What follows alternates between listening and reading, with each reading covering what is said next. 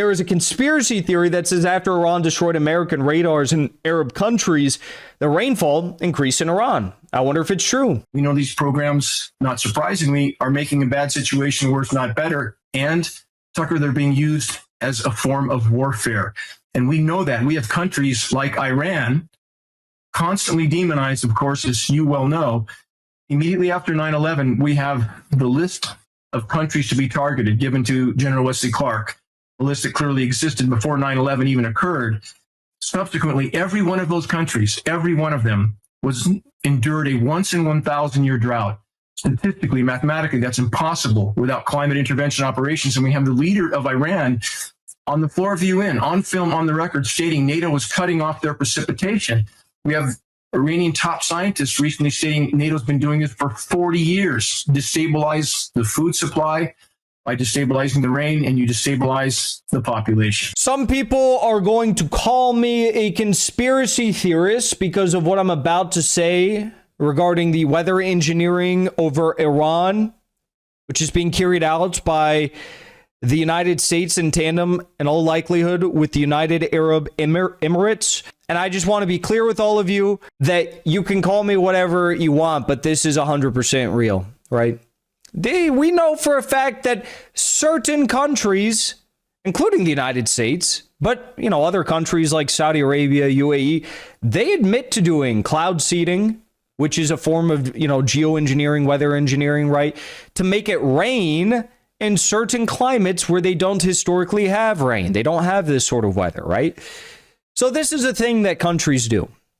And we're only ever told about it under the auspices of it being used for positive benefits for a given country or a given climate, right? Oh, we're doing it to help the environment here in the UAE.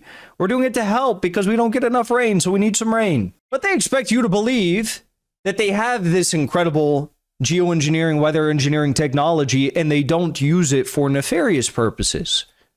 Now, if you want to believe that they have a technology of this caliber and they're not using it for nefarious purposes, right, you'd have to believe that this is the only highly advanced technology on the face of the earth that the United States possesses that it does not use for nefarious purposes. And if you do believe that, you're low IQ. We'll be right back after a quick message from the sponsor of today's video, Venice AI. You ever notice how AI is starting to feel less like a tool and more like something that's watching you? Think about it. Major AI platforms are now talking about ads, data tracking, and moderation policies controlled by a small handful of people. ChatGPT even has the former director of the NSA sitting on its board. Edward Snowden called this a willful, calculated betrayal of the rights of every person on Earth. How does it make you feel that your conversations with AI are tied to your identity? So the question is, do you actually trust these platforms with your conversations? Because I don't. That's why I've been using Venice AI, and I want to show you this. What's different about Venice is it lets you interact with some of the most powerful AI models out there. ChatGPT 5.2, Claude 4.5, Gemini Flash, Sword 2 Pro, and Nano Banana. But you stay completely anonymous the entire time. Venice even submits generations on your behalf, so they are never tied to your identity. Your chats are all encrypted, stored only on your device, and never tied to your identity. No corporation profiling you, no government surveillance, nothing. And it's not limited either. Venice runs open source models for text, images, code, even video all in one place. You can switch between models, generate content, and actually get uncensored answers without someone deciding what you're allowed to think. It basically flips the entire AI model on its head. You are back in control. And if you care about privacy, free inquiry, or just using AI without being monitored, Venice AI is something you should seriously check out. To start using AI without handing your most personal information to corporations or the government, click the link of our sponsor in the description below, venice.ai/Jackson Hinkle, and use code Jackson Hinkle for 20% off their pro plan at checkout. Special thanks to Venice AI for sponsoring today's episode. Let's take a look at what Iran has been dealing with over the past couple days this week. Past 3-4 days, we've been seeing intense rains all throughout Iran. Now, what's going on here? The Iranian embassy in Zimbabwe says Rain, rain, rain after years of drought. Who knows? Perhaps it's a gift from God for our resistance against the devil. Could be. It's a lot of rain. It's a lot of rain for a country that has had like 4 decades of no rain. And before the war began, you had the president, Pezeshkian, who was literally going out on Twitter asking the people of Iran to pray for rain, right? Because they had such a severe drought before the war began. It was so bad. It was so bad that we were talking about, like, will they have water to survive? That's how bad it was. I just wanted you to see the video of it snowing. It's like literally snowing, hail, sleet, snow. It's snowing in Iran right now. It's actually snowing. That's more of hail, I guess. But like, you get the idea. It's cold. It's not just cold, though. It's also raining, hailing. It's snowing in parts of Iran, of course, right now. And mind you, it's April 23rd and it's snowing like this. And they've had like 4 decades of persistent drought. Now take a look at this. This is the Pave Dam in Iran, and it's overflowing right now. And it's literally not been filled up anywhere near close for 7 years, but now it's overflowing. Zara Hamidia says there is a conspiracy theory that says after Iran destroyed American radars in Arab countries, the rainfall increased in Iran. I wonder if it's true. But alhamdulillah, for God's mercy on Iran, here's the overflow of a dam in Pave, Iran after 7 years. Health Ranger writes on Twitter, America was running weather control warfare on Iran to cause a multi-year drought that made Tehran nearly uninhabitable. Now the radar installations have been destroyed and rain returns.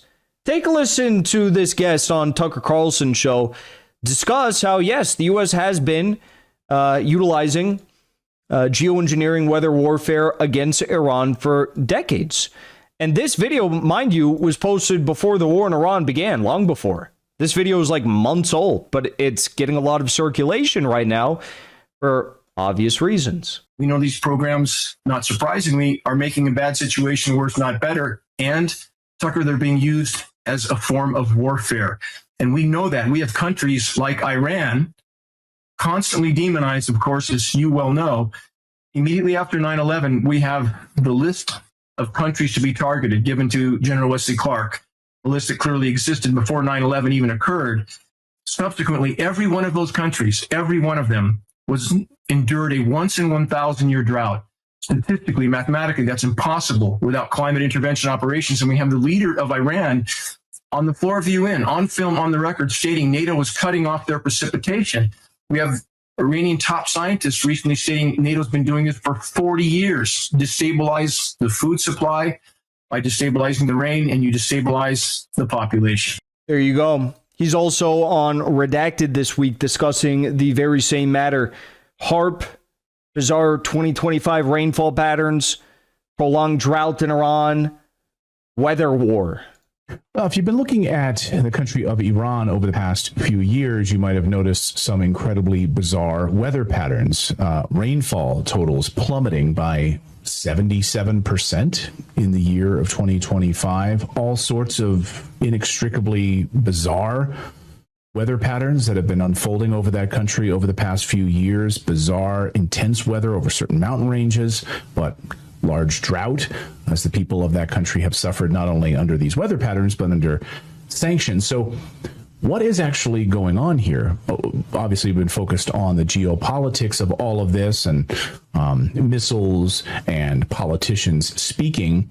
But at the heart of this, there's something something far more nefarious happening, which is weather manipulation, geoengineering on that country.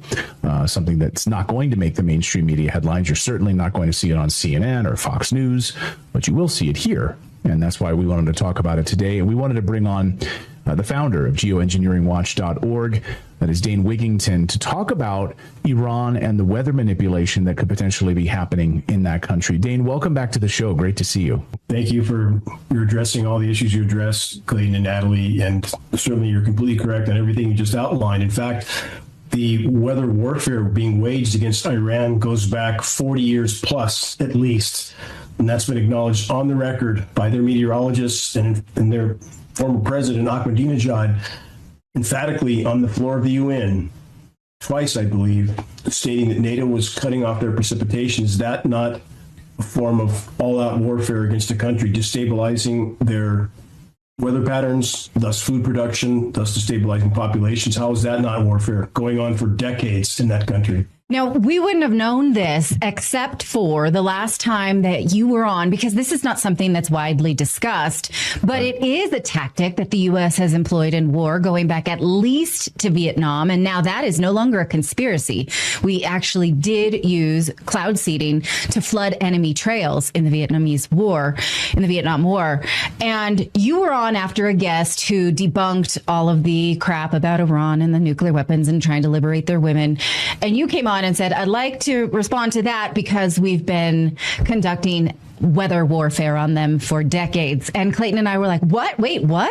Right. So can you just give us a bit of this history, how we know it, what they've claimed, and what the technology is that we can use for it? Climate engineering is more effective at diminishing and dispersing precipitation than even augmenting it. So you referred to Project Popeye in Vietnam. Yeah. Again, matter of historical record. The U.S. so successful at controlling precipitation over that country that in 1976, the international community passed the INMOD treaties, environmental modification treaties, forbidding weather warfare, but not forbidding a country from doing whatever it wants over its own citizens, i.e. us. We're being treated the same as the Iranians are. So who is really in charge of this whole operation? I mean, people think our government is somehow being benevolent to our citizens any more than they are the Iranians. Yeah, I don't understand how anyone who thinks that if we can do cloud seeding to make it rain more, and we've used that in wartime decades and decades and decades ago in Vietnam to try and flood out,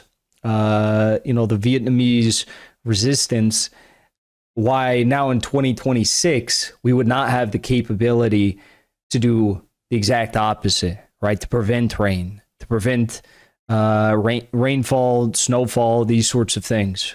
You'd have to be so gullible, so full of it, if you honestly believe that. Yeah, someone says, what's next? Exploding pagers? Exactly. Everyone underestimates the power, the capability, and just how sinister these people are. That's probably the biggest mistake of all. Before you leave, I want to say thank you for the support, because after 2 years of being banned, we are finally back home on YouTube. So be sure to subscribe to our channel and also join as a member on our channel using the link at the top of the description. I rely on the generous support of viewers like yourself to get the truth out to as many people as possible. You can also support the show on Locals or Give Sin Go. The mainstream media and the powers that be are never going to stop attacking us for bringing the truth to as many people as we do. Thank you so much for your support.